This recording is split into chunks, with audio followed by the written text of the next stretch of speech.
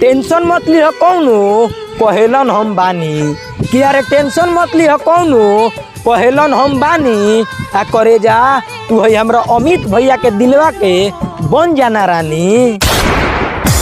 कतना बड़ाई करी गोरिया हो अंजोरिया के जिला जवार में ई ढाह तरन कोहर कि अरे जिला जवार में ई ढाह तरन कोहर आ सुन रे बेटा है हमर अमित भैया लगा दिहन मोहर तो कहानी खत्म हो जाई तुहर।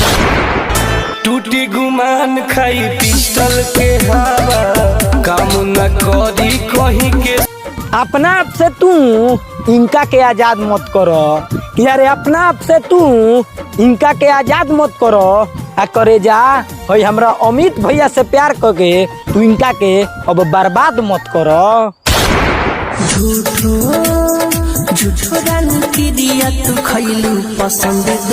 तो बस भाई लोग अमित नाम के सारी वीडियो यही खत्म करते नहीं। आई होप कि वीडियो देख के तारा लोग इनको बहुत अच्छा लागल हुई।